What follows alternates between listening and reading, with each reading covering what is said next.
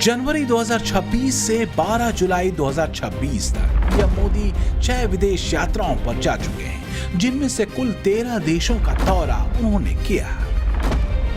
7 से 8 फरवरी को मलेशिया का दौरा, 25 से 26 फरवरी को इजराइल का दौरा, 15 से 20 मई के बीच यूएई, नीदरलैंड, स्वीडन, नॉर्वे और इटली का दौरा, 13 से 18 जून में फ्रांस और स्लोवाकिया का दौरा, 27 से 29 जून को सेशल्स और 6 से 11 जुलाई के बीच इंडोनेशिया, ऑस्ट्रेलिया और न्यूजीलैंड का दौरा।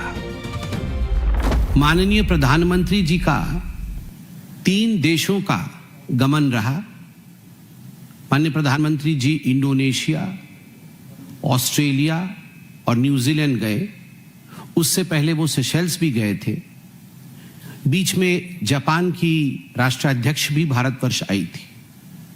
कुल मिलाकर के इसका नतीजा क्या रहा, भारतवर्ष को क्या मिला, व्हाट डिड इंडिया गेट, और हमने इसका नाम रखा है 10 कदम 10 का दम।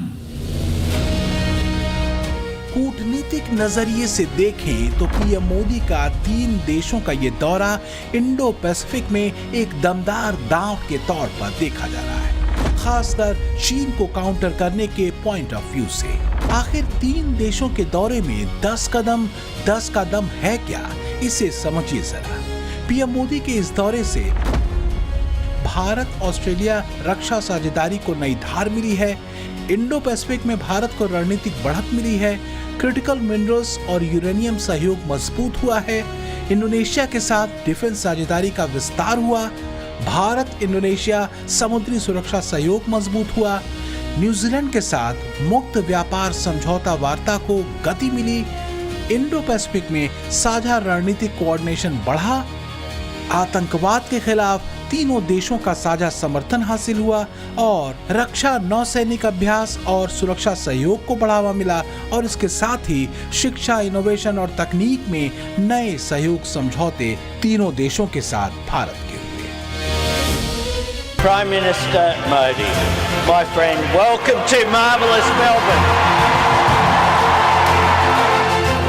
As a true friend of Australia and a very dear friend of mine, it is an honour to host you this evening.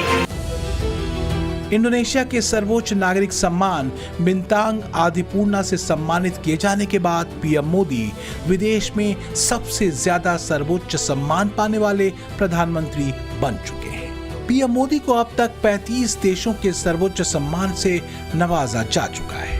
Indonesia की जमीन से ही पीएम मोदी ने विस्तारवाद बनाम विकासवाद के सूत्र वाक्य के साथ एक तरह से इंडो पैसिफिक में भारत के नजरिए को साफ कर दिया है। भारत दुनिया का वो देश है जो विस्तारवाद नहीं, विकासवाद की नीति पर चलता है,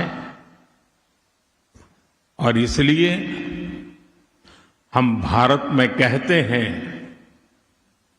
सबका साथ सबका विकास, together with all, development for all. आज मैं यही मंत्र, यही भावना लेकर इंडोनेशिया के आप सभी संसद सदस्यों के बीच आए। तो क्या चीन इसी भाषा से बिलबिलाया हुआ है? जिनपिंग के स्ट्रिंग ऑफ पर्ल्स को टूटते देखकर क्या चीन बेचैन हो उठा है? चीन की टेंशन या कहें घबराहट की वजह ब्रह्मोस चक्रव्यूह है, जिसने ऑपरेशन सिंदूर में पाकिस्तानी एयरफोर्स और आर्मी सेंटर्स पर तबाही के ऐसे सिग्नेचर मार्क्स छोड़े हैं जो सारी दुनिया ने देखे।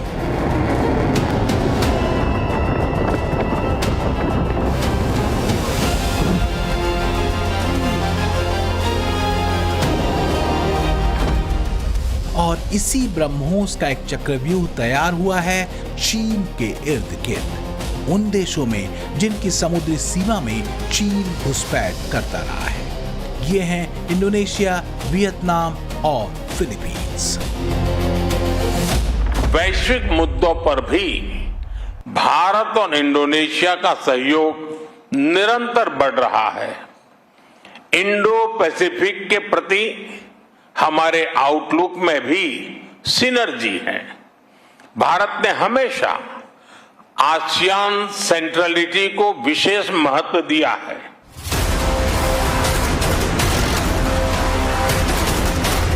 मतलब ये कि साउथ चाइना सी में ब्रह्मोस ने अपने निशाने तो सेट कर ही लिए हैं। अब जरा देखिए कि इंडोनेशिया, वियतनाम और फिलीपींस के साथ किस तरह का समुद्री सीमा विवाद है। दरअसल ये तीनों देश इंडो पैसिफिक क्षेत्र में चीन की बढ़ती समुद्री गतिविधियों को लेकर चिंतित हैं। भारत के इन देशों को ब्रह्मोस देने के बाद इनकी तटीय प्रतिरोधक क्षमता मजबूत होती है और क्षेत्रीय और सामरिक संतुलन में महत्वपूर्ण भूमिका निभाती है। जैसे इंडोनेशिया का चीन के साथ नातूना द्वीप के आसपास विशेष आर्थिक क्षेत्र को लेकर विवाद है। पीएम मोदी के दौरे पर ब्रह्मोस खरीद पर समझौता हुआ है। दूसरे नंबर पर फिलीपींस आता है, जिसका चीन के साथ दक्षिण चीन सागर में गंभीर समुद्री क्षेत्रीय विवाद है। 2022 में फिलीपींस भारत से ब्रह्मोस खरीदने वाला पहला विदेशी देश बना। ब्रह्मोस का इस्तेमाल खास तौर से ये अपनी तटीय रक्षा और दुश्मन के युद्धपोतों को रोकने के लिए कर रहा है। तीसरा देश है वियतनाम, जिसका चीन के साथ दक्षिण चीन सागर और खासकर स्प्रेटली और पैरासेल द्वीपों को लेकर विवाद है। 2026 में भारत ने वियतनाम के साथ ब्रह्मोस आपूर्ति समझौते की पुष्टि की है। We recognize India's influence as first responder role in this critical area, and we want to work with you for a free and open Indo-Pacific.